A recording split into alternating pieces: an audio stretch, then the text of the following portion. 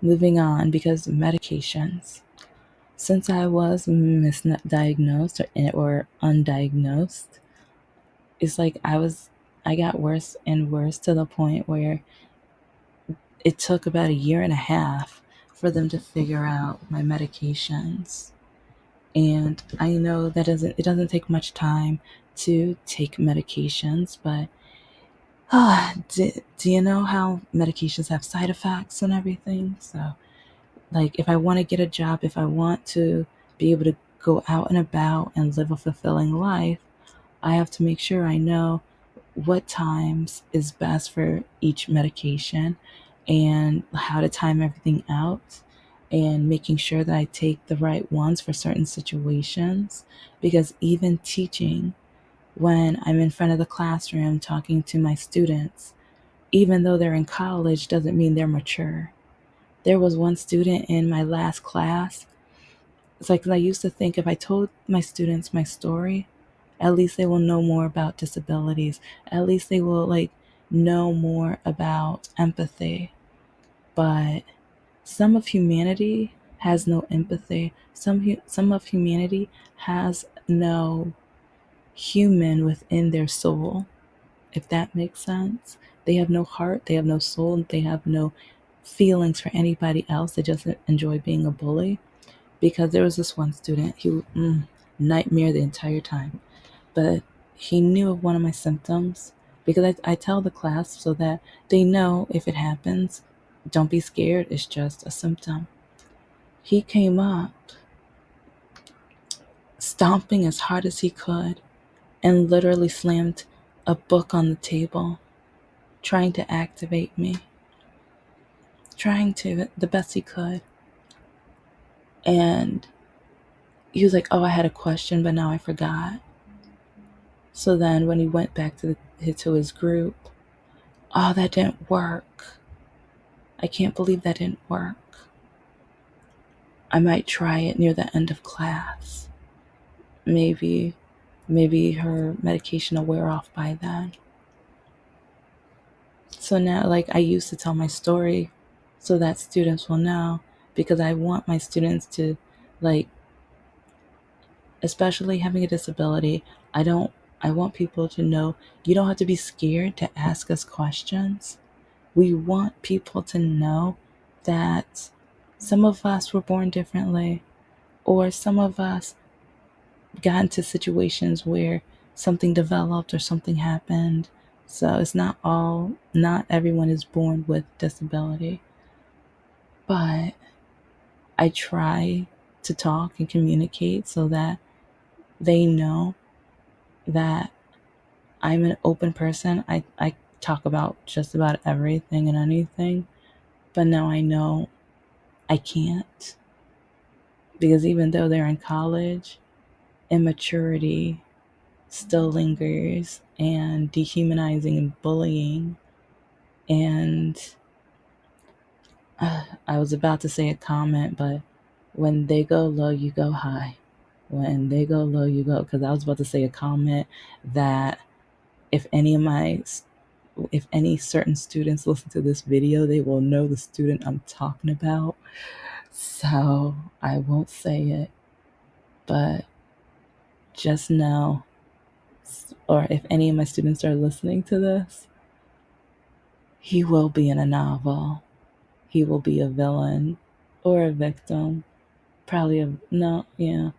I'm still debating, because so like I create these videos because I try to show how, even with my I'm going to do story time about this later. And this goes back to mental health. But there is this YouTuber, she's like a book reading fairy, or yeah, fairy for children and everything. And she was asking for people to turn in their children's books. And I know mine is not the happy go lucky cheery book, but mine covers with DEI, like the disability part of diversity. And so, and then also equity. And she said, "No, I never want kids to think that the world is sad around them or gloom around them. I want them to think it's happy." And I'm like, excuse me? And because, like, if you have a disability, that doesn't mean. And so, I don't know. It was just, if you hide the truth of how humanity can be, then to me, you're just as evil as the bully. If you always try to give an excuse of, I mean, like, let's just show the good, let's not show the bad, then we're not showing reality. And my book isn't all just sad and gloom and things, but I do share that it's like sometimes you might get teased, but then I say pick your head up, keep going, keep moving because you're beautiful and unique. And the book is literally called I'm Different, You're Different, We're All Different. But yeah, it's like I'm gonna probably do that story time. But and part of me is like, I want to ask her because I've worked with kids with disabilities. I volunteered for Special Olympics, Paint a Miracle, and many other organizations that have a special education base. And I talk to these children and they tell me about how they're teased or what they go through, how their family sometimes dismisses them, and emotionally how it is. And so I put my perspective and their perspective into the book. And the way that she just dismissed it, or she said that it's not, she doesn't want to show that side. And to me, I'm like, okay, well, I'm not that fond of bullies. But then it was frustrating because I have other books, but I'm like, do I share these books? Like, do I share these books with her? But at the same time, it's like, I need to find other competitors. So I don't know. It's just kind of annoying when you find people who they don't want to be into the reality of how disability life can be. But especially when it comes to medications, because I have a page with a butterfly that has diabetes and she's at a sleepover. So it's like some people don't understand, like when you are going to a sleepover or camping or anything like that, you still have to take your medication. That's still part of your reality and your world. And sometimes you have to know what times to take it, how to take it, what to bring, because like if not all medications do you take with water and stuff like that. So sometimes you have to eat a snack, but if the time isn't around lunch or dinner or breakfast, sometimes packing fruit snacks or trail mix or something with it, so that, because if you have an upset stomach, that'll be embarrassing. So it's like sometimes you have to plan around that. So back to the time like portion, and then research, especially being diagnosed later in life.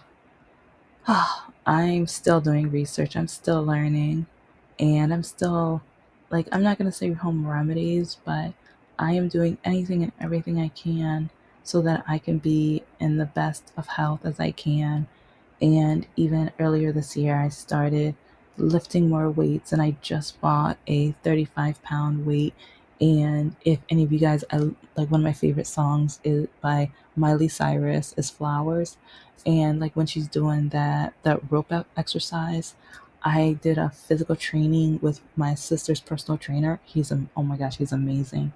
And he took the time to plan something for someone with a disability. So to me, I'm like 5 stars. You're amazing. You're a rock star. But he had me do a couple exercises with the ropes. So I'm about to buy the rope and a hook. So then, like, so I can start doing, like, I think there's 2 or 3, but then I started looking them up online because I want to get stronger. I want to work out. I'm not just lazy at home in bed. And I will be honest, there are some days where my my depression is just so, like, it's like, oh my gosh, I'm running out of time. It's like I'm trying to get this business together, but it's like I found another Fiverr employee that just stole, like, not literally stole money from me, but kind of, because I hired them and then they faked the work. they fake the numbers. And so it's like, but I don't have enough time to do everything within the business. So trying to like even with search engine optimization, getting the backlinks, sometimes I do part of the work for them. And I'm like, oh, can you do like this kind of keyword in this space, and or site similar to this? And yeah, of course, yeah. No, do they do it? No. So it's just like, and then with my novel, like, I don't know, it's just like people think we're just at home doing nothing, watching TV. And some, yes, I'm human. It's like, I love anime. I love Disney or like almost anything animated, documentaries. Oh my gosh. And just, yes, I'm human. But majority of the stuff I watch now is either like the criminal types of like I watch court cases on, like, since I write a lot of like murder mystery types of books and stories. And then on the flip side, I have my children's books and everything. So sometimes I try to, like, I have Disney in the background to make sure that I'm like, okay, I don't want to have any of the stuff with my superhero, like the that stuff at the same time. But it's different research, but research distracts me from my sad times. It distracts me from when a guy tells me that I'm nothing but a R word. And there are some videos where earlier I said the word because I want people to feel the pain. And some people won't feel the pain, they just think of it as a word. But I don't like saying it, but it's just crazy how many people have no problem saying it as one of the biggest insults. And I have a disability. I know I do. And some people tell me, well, you shouldn't say handy capable. Disability isn't a bad word, so you should just say you're the disabled black woman. Yes, I am the disabled black woman, but I am handy capable. Because if you lived my life, and if you knew how many people told me that I was not able to do almost everything that I'm doing now, everyone told me I better not do. I'll kick you out the house if you try to do it, or you'll never be able to do it because you're black, a female, or because you have a disability. I've been told all that and more. It's like, oh, you're nothing but a light-skinned girl, so if you do get it, you'll just get it because you're light-skinned. If you get this, you'll only get it out of pity because no one else on the staff looks like you or walks like you. Yeah. Fun life, right? Yeah, that's why I said it goes all the way back to the beginning of mental. So if you run into somebody who has a disability, if you know of someone who has a disability, have empathy. You don't understand what's going on in our minds or in our time, or some of us, we want to accomplish things, but it costs for some it costs more money. I would love to play tennis again and play basketball, but for a tennis slash basketball wheelchair, thousands of dollars, thousands of dollars.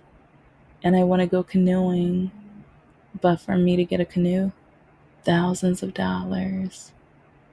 And that's another reason I'm trying to get the YouTube to monetize and get the greeting cards and the children's books and the novels, and not like my activity books. Like, yes, I am working when I say I'm getting to work, but then I'm tired of people from the outside who tell me because then I get people with disabilities should just stay home. People with disabilities have no right going out. I even went on a date with a guy, and he's on the spectrum too. He has a disability, but he told me since I have a physical disability that I should stay home and that I should make sure no one sees me. And this is after 3 months of him begging me to go out on a date with him. 3 months. Yeah. So this goes back to mental. So back to the movie and kind of my random messiness. When it comes to research, like the way that this society taught the students, only taught them what they wanted to know, but in the way that they wanted them to learn it, kind of like politics, knowing the power of the flower, which now I want to know who was the creator of the flight. I think it was mentioned in everything, so I'm gonna rewatch it because I want to be able to like write a lot more notes and everything about it. And it's like I knew it was a book series. I think I remember reading like, or one of my students had a copy. I think I remember, but I only read like a little bit to help them start off. Yeah, that's one reason when I saw it on screen, I'm like, I know that title, but I was like, is it a series or a movie? So that's why, like, when I watch it, I'm like, oh, it's a movie. Okay, never mind. But I hope they have a sequel. But okay, with the flower, with the technology, and then they're upgrading the technology to make people even more beautiful and powerful. How powerful should someone be? How perfect and beautiful should someone be? And I'm still kind of sad about, like, with the best friend, the way that within the politics, this ruler, this female diva ruler, was able to know what each person, what each character desired the most, what they wanted, what they needed the most, and she knew how to twist it to make it sound like it would benefit them as long as they did what she wanted, or she knew how to punish them until she had that grip on them in the mental psychological way. And I don't know, to me it was really interesting because she wasn't able to get the one young lady that, well, at the end they trapped her and changed her. But I wonder, like, while she was going through the classes, and I want to know exactly who she met. It's like, because she was reading books from the outside and she was expanding her mind. And I don't know, it just kept reminding me, making me think of politics. Because I know there are certain areas, or even within the church. I remember with my pastor, he was teaching, doing a sermon about dating and everything, and he was talking about women, and he had like the three B's. A man wants the three B's out of a woman, and one is the knowledge of the Bible. And I was just like, what about books? The knowledge of books. But no, just the Bible. And then I hear from other pastors and other churches how they don't want, like, some of the really, like, there's some really tight churches, not tight in the good way, but or maybe really strict churches that don't want you to go to college, that don't want you to get higher education. And sometimes I wonder why. Are you scared that people are going to learn and expand their minds from things that are not inside the book? Facts that are outside of the lines of what is in the Bible? And I'm a Christian, so, but at the same time, there are things from the science books and other books that when you start reading and learning, so I wonder, is that what they fear? And especially with my pastor saying a man wants a woman who knows so much of the Bible, is that because a man desires a submissive woman? So the more she knows about the Bible, the more she'll probably be submissive towards him, and that she will teach the Bible to the children. And I don't know. It's just, so I don't know. It's just even the educational scope, because they were saying that all of this beauty and all of this stuff is uh, coming from this flower, and we should be grateful for the flight. And it was just really to the point where the politics just kept coming to mind when I was hearing how they were talking about it. And then when the love interest parents got into the picture, finding out they were the scientists, and they were working on different plans with the beauty and everything, but then it went too far. But then you heard some of the backstory from them, which was amazing and interesting as well. I kind of wish we heard more from them. So I don't know. I know with me, myself, and I, the research, especially I kind of have a pretty rare disability. So I am looking up different websites about it and looking up nonprofits and that study it. And if I see certain words, or I'm like, okay, let me go online and see what can help with this and what can I do about this ailment or diagnose or part of the disability. And okay, with my physical therapy lessons, there were some exercises I want to continue. Let me look up some YouTubers who are into this type of physical training. And oh, let me see what kind of equipment they use. And let me see if I can find it on sale or if I can even get it. And so that's like even finances. Yeah, I didn't even really hammer hard on the finances, but people don't know with some disabilities, yeah, it costs money.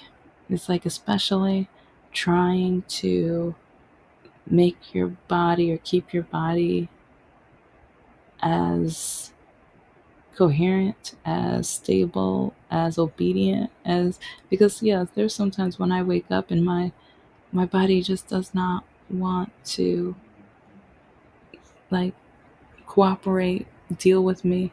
Sometimes my body's mad at me, so sometimes I'm mad at it. And then there's days where we're mad at each other, so yay. But I just wonder if there was a character with a disability in that movie, in the book. It's like, oh, but one thing, they didn't even have a wheelchair ramp in the machine, so they would kind of need another machine for that one, or a flat one. And then I kept seeing stairs, no wheelchair ramps. So I guess nobody within this world has a disability. And if they do, why don't you see those characters to begin with? Or do they not allow them even into the school or even into the society? So where do they end up? And many people might be thinking I'm thinking too much into it, but living a life with without the diagnosis, everyone was telling me how I had to be and how I had to act. And so now I'm on the other side, diagnosed. And now people are telling me what I can't do, what I'm not allowed to do, what I better not do, that I have limits, that I should stay at home, that no one's going to want me, even more. Like, people have always told me no one's going to want me, love me, or marry me. But now it's basically signed, delivered, and stamped in many ways. So I don't know. It's just, I kind of just wonder within that society how it would be, and if they did have the unit with students with disabilities, how would they feel after the procedure? Would they be more excited? And would they have to wait until they're 16? Or could they wait or could they get it a little earlier? Because, and especially if you were born without a limb, then all of a sudden you have a limb. Are you going to be able to use it immediately? If, like with some people, it might be an organ or it's just something else, that might put your body in shock. So I don't know. It's just sometimes I just wonder, because especially if you have a disability, then all of a sudden you go through this procedure and okay, you're perfect. It can be a shock. So, and for some people with disabilities, would they be more excited because then they're going to be welcomed into society and no one's going to tell them what they can and cannot do and limit them and tell them that they are not human enough or good enough in order to live a fulfilling life? It'll be different. It'll be like a whole new planet, almost a new species in a way, because people are going to treat you like you deserve to be treated.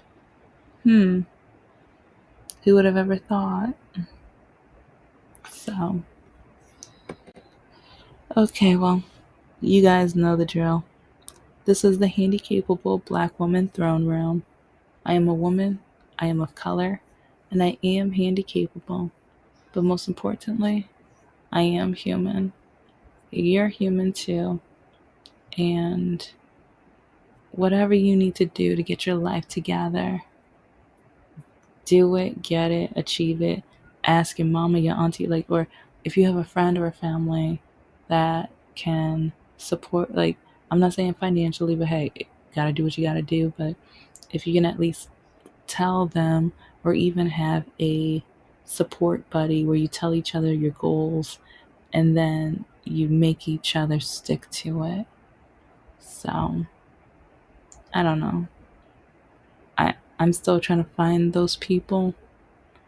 Most men in the dating world, they tell me, you're dried up. You don't have any kids. That's all you were supposed to do when you can't even do that right. Yeah, a guy told me that last year. Mental health. Mental health.